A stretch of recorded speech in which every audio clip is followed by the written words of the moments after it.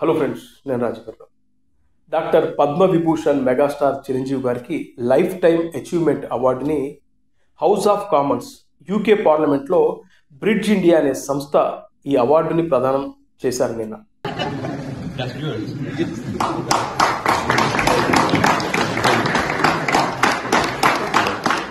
Sir, just one here.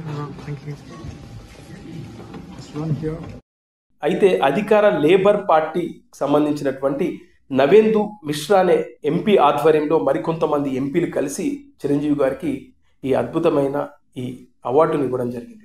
Chiranjeevi గారు 4.5 దశాబ్దాలుగా Telugu cinema ఇండస్ట్రీకి చేస్తున్న సేవలకు గాను, అలాగే ఆయన బ్లడ్ బ్యాంక్, ఐ బ్యాంక్ ద్వారా ఆయన ప్రజలకు చేస్తున్న సామాజిక సేవను దృష్టిలో పెట్టుకొని ఈ అవార్డుని బ్రిడ్జ్ ఇండియా చిరంజీవి గారికి ప్రదానం చేశారు.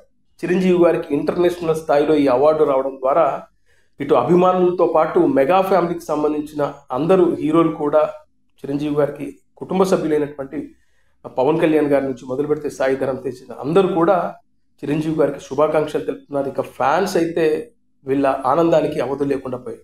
అయితే జనసేన పార్టీ అధినేత, ఆంధ్రప్రదేశ్ డిప్యూటీ సీఎం పవన్ కళ్యాణ్ గారు కూడా ఒక ట్వీట్ చేశారు.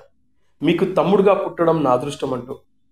ఎందుకంటే ఒక మధ్య తరగతి కుటుంబం నుంచి వచ్చి ఒక కానిస్టేబుల్ కొడుకుగా వచ్చి ఇవాళ తెలుగు సినిమా ఇండస్ట్రీలో మకుటం లేని మహారాజుగా తెలుగు సినిమా నెంబర్ 1 కుర్చీలో దాదాపు 40 ఏళ్ల నుంచి మీరు అలా కొనసాగుతూ ఉండడం, అలా ఒక మధ్య తరగతి కుటుంబం నుంచి వచ్చిన వ్యక్తి ఈ స్థాయిలో ఉండడం ముఖ్యంగా నాకు చాలా చాలా ఆనందాన్ని ఇస్తుందంటూ పవన్ కళ్యాణ్ గారు ట్వీట్ చేశారు. అంతేకాకుండా నేను మిమ్మల్ని అన్నగా కన్నా తండ్రిగానే ఎక్కువ చూస్తాను అనే విధంగా పవన్ కళ్యాణ్ గారు ట్వీట్ చేయడం, అలాగే మెగా అభిమానులు కూడా రీట్వీట్లు చేయడం, అదేవిధంగా వివిధ రాజకీయ పార్టీలకు సంబంధించినటువంటి చాలామంది కూడా చిరంజీవి గారికి శుభాకాంక్షలు తెలుపుతా ఉన్నారు. ముఖ్యంగా చిరంజీవి గారు అందరివాడు, ఆయనకు ఏ రాజకీయ పార్టీతో పెద్దగా సంబంధాలు లేవు. ఇవాళ ఆయన అందరివాడిగా ఉండాలి, ప్రజలకు సేవ చేయాలి.